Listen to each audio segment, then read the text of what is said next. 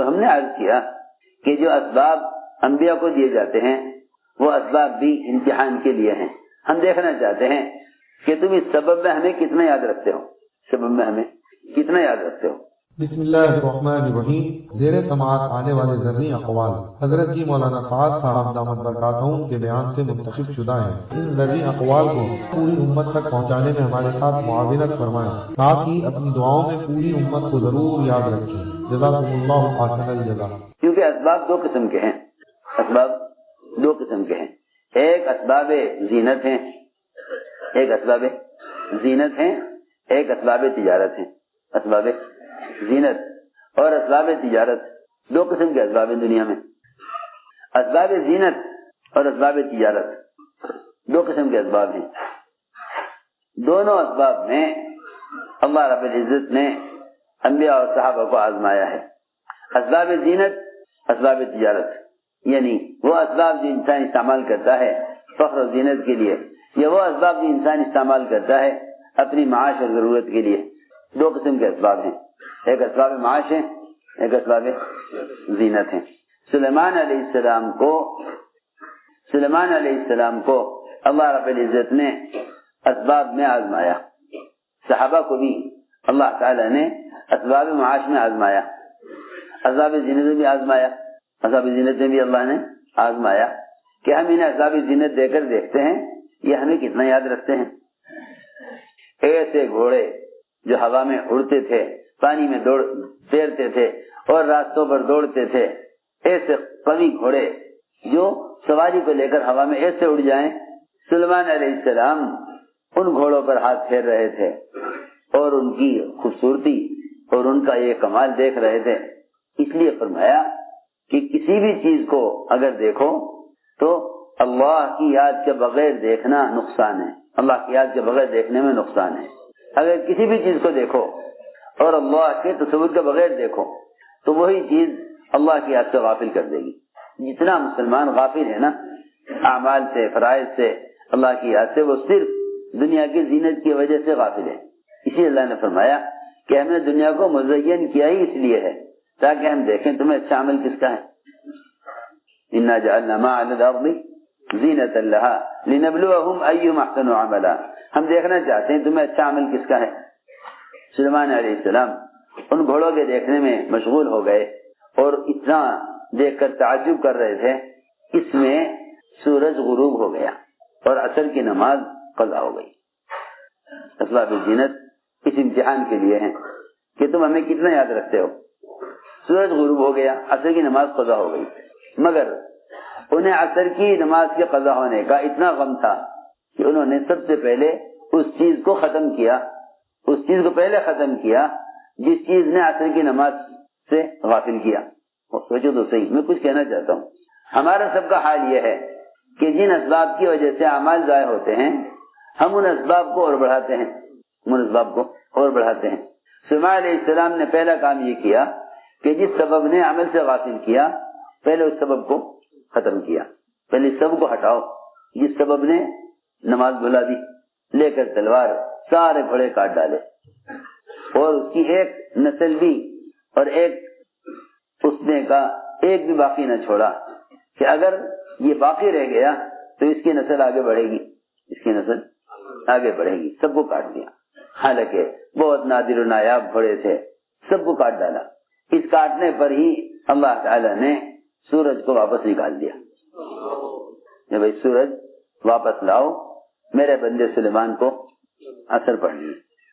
سوچو, ہم ایک سبب کے لیے ایک عمل کو ضائع کریں گے, پھر اللہ تعالیٰ اس سبب کو ضائع کریں گے تو اگلا سبب دو اعمال ضائع کرائے گا. وہ یوں کہیں گے کہ فلاں سبب کی کمی سے ناکامی ہوئی ہے, لہذا ایک سبب نہیں 4 سبب لاؤ, پھر کامیابی ہو جائے گی. جس سبب کے لیے عمل کو ضائع کرتے رہو گے اللہ رب العزت مزید اسباب میں مسلمان کو الجھا دیں گے, مسلمان کو مزید اسباب میں الجھا دیں گے. ہم نے عرض کیا کہ ایک امتحان تو یہ کہ گھوڑے دیکھنے میں مشغول ہوئے, اثر قضا ہو گئی. ادھر صحابی باغ معاش کے لیے ہے. میں نے عرض کیا تھا کہ 2 قسم کے اسباب ہوتے ہیں, ایک اسباب زینت, ایک اسباب معاش. اسباب معاش میں عام طور سے انصار کاشتکار تھے, عام سوچ انسار خاص طور سے باغ میں نفلیں پڑھ رہے تھے، اور ظاہر بات ہے کہ صحابی باغ میں نفلیں ہی پڑھ سکتے ہیں، وہ تو جانتے تھے کہ فرض نماز مسجد میں ادا نہ کرنا یہ سخت وعید اور بڑی محرومی کی بات ہے۔ نفل نماز میں اچانک نظر پڑی، ایک انگور کے خوشے سے ایک پرندہ انگور کھا رہا تھا، اس پرندے کی خوبصورتی اور اس کا انگور کے خوشے سے لٹک کر انگور کھانا وہ ایسا اچھا لگا، لوگ یہ کہہ کر مناظر دیکھتے ہیں کہ دیکھو یہ اللہ کی قدرت، اللہ کی قدرت، ہاں کہ اللہ تعالیٰ کی قدرت اللہ کو یاد رکھنے کے لیے ہے، اللہ کو یاد رکھنے کے لیے ہے۔ جو اللہ کی قدرت کو دیکھ کر اللہ کو بھول جاوے، تو اللہ کی قدرت کو دیکھ کر اللہ کو بھول جاوے کہ اس کا اللہ کی قدرت کا دیکھنا مفید نہیں ہے۔ اللہ کی قدرت کا دیکھنا تو اسی کے لیے مفید ہے جو اللہ کی قدرت کو دیکھ کر اللہ کو یاد کرے۔ چنانچہ یاد نہ رہا کہ کون سی رکعت ہے، حالانکہ نفل نماز تھی، حالانکہ نفل نماز ہے، لیکن یاد نہ رہا کہ کون سی رکعت ہے، یہ نہیں یاد رہا کون سی رکعت ہے۔ صرف نفل نماز میں خلل پیدا ہونے کی وجہ سے پورا باب جس پر گزارا تھا جو معاش کے لیے تھا، جس پر گزارا تھا جو معاش کے لیے تھا، جو آمدنی کا واحد ذریعہ تھا، وہ پورا باب 50,000 کا فوراً چھوڑ دیا، اور یہ کہا کہ جو سبب اللہ کی یاد سے غافل کرے وہ سبب اختیار کرنے کے قابل نہیں ہے۔ 50,000 کا باغ اسی وقت صدقہ کر دیا کہ میرے اور میرے رب کے درمیان ایک ہی تو واسطہ ہے، میرے کے درمیان ایک ہی تو واسطہ ہے، قرب کا، نماز۔ اس لیے کہ نماز کو مومن کی معراج کہا ہے، نماز کو مومن کی معراج کہا۔ کیوں کہا معراج؟ صلاۃ معراج مومن، لماذا؟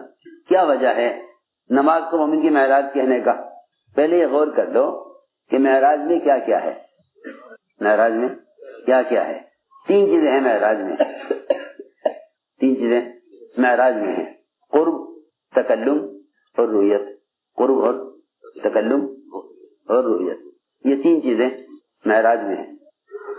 3 چیزیں معراج میں ہیں: تکلم، قرب اور رؤیت، 3 چیزیں معراج میں ہیں۔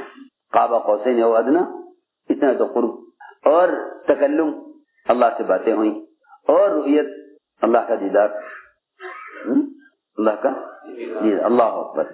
جو 3 چیزیں اللہ نے نبی کو معراج میں دی، وہ 3 چیزیں اللہ تعالیٰ نے ہر ایمان والے کو دے دی۔ جو 3 چیزیں اللہ نے محمد صلی اللہ علیہ وسلم کو معراج میں دی، وہ 3 چیزیں اللہ نے ہر مومن کو ہر نماز میں دے دی، ہر مومن کو ہر نماز میں، ہر مومن کو، ہر مومن کو اللہ نے نماز میں وہ تینوں چیزیں دی ہوئی ہیں جو 3 چیزیں اللہ نے نبی کو معراج میں دی۔ لیکن چونکہ نماز اس رخ پر ہے نہیں، اس لیے یہ 3 چیزیں نظر نہیں آتی، ورنہ سیدھی بات ہے کہ نماز پڑھنے والا اللہ سے چپ کے باتیں کر رہا، اوحی الی عبدی ما اوحی، وہاں تو کوئی ہے نہیں سننے والا، اور چپ کے میرے رب سے باتیں کر رہا، اس میں تو تکلم آ گیا، اللہ سے باتیں۔ اور رؤیت تو سیدھی بات ہے، ان تعبد اللہ کانک تراہ، کہ تم اللہ کی عبادت ایسے کرو گویا تم اللہ کو دیکھ رہے ہو، تم اللہ کو دیکھ رہے ہو۔ اور یہ صرف نماز کے لیے نہیں۔ عبداللہ بن عمر رضی اللہ عنہما طواف کر رہے تھے، عبداللہ بن عمر طواف کر رہے تھے، طواف کے دوران آج کل تو آپ دیکھیں گے حرمین میں کس قدر عبادت پر غفلت غالب ہے کہ آدمی طواف میں سب کچھ کر لیتا ہے جو طواف سے باہر کر رہا ہے، اور وہاں بیٹی کی شادی کا پیام، بیٹی کی شادی کا پیام کسی نے طواف کے دوران عبداللہ بن عمر کو دیا، یہ کہا کہ میں آپ کی بیٹی سے اپنے بیٹے کی شادی کرنا چاہتا ہوں، یا آپ کی بیٹی سے شادی کرنا چاہتا ہوں۔ وہ فرماتے ہیں کہ جب میں نے طواف میں چلتے چلتے عبداللہ بن عمر سے ان کی بیٹی سے شادی کی بات رکھی تو انہوں نے ایسا منہ پھیرا میرے سے کہ میں نے قسم کھا لی کہ آئندہ کبھی بھی ان سے ان کی بیٹی کی شادی کی بات نہیں کروں گا، کبھی نہیں کھاؤں، قسم کھا لی میں نے کہ ایسا رخ پھیرا مجھ سے، کوئی جواب ہاں ہوں کا نہیں دیا، اور میں نے طے کر لیا کہ میں اب اس بارے میں ان سے بات نہیں کروں گا۔ حالانکہ لوگ پریشان ہوتے ہیں اپنی بیٹیوں کے رشتوں کے لیے. جہاں بھی کوئی مل جاوے اشارہ کر دے تو آدمی سوچتا ہے ہاں بھائی لڑکا دیکھو کیسا ہے کیا ہے, سارے کام چھوڑ کر یہ کام دیکھے گا. انہوں نے میری بات کی طرف کوئی توجہ نہیں دی. میں نے طے کر لیا کہ آئندہ اس بارے میں ان سے بات نہیں کروں گا. حج پورا ہو گیا, عبداللہ بن عمر رضی اللہ تعالیٰ عنہ مدینے پہنچے. کہتے ہیں وہ کہ میں بھی مدینے پہنچا, وہاں بھی ان سے ملاقات ہو گئی, آمنا سامنا ہوا, بس میں نے کچھ نہیں کہا. انہوں نے دور سے دیکھ کر مجھے پہچان لیا.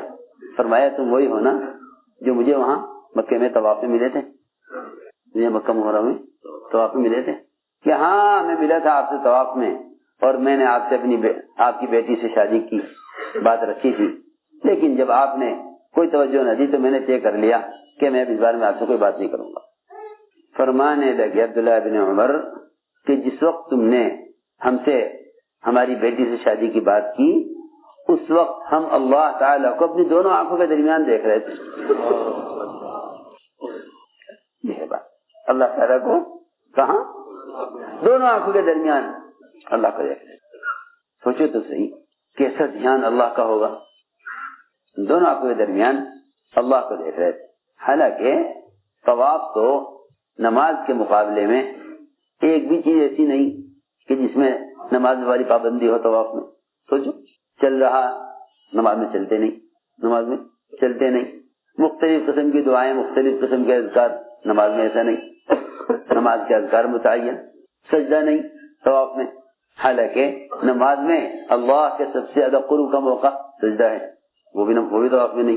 جی ہاں, وہ بھی طواف میں نہیں ہے. سب سے زیادہ قریب بندہ سجدے میں ہوتا ہے نا اللہ کے, وہ بھی طواف میں نہیں. سوچو اس میں حضرت عبداللہ بن عمر رضی اللہ عنہ کہ نہیں, وہ وقت ایسا تھا کہ ہم اللہ تعالیٰ کو اپنی دونوں آنکھوں کے درمیان دیکھ رہے تھے. میں آپ کی بات اس وقت کیسے سن لیتا؟ ہاں میں تیار ہوں, اب بھی میں تیار ہوں. چنانچہ انہوں نے ان کی شادی کے پیغام کو کہہ کر قبول کیا کہ مجھے آپ سے شادی سے انکار نہیں تھا, مجھے طواف کے دوران اس بات کے کرنے سے انکار تھا.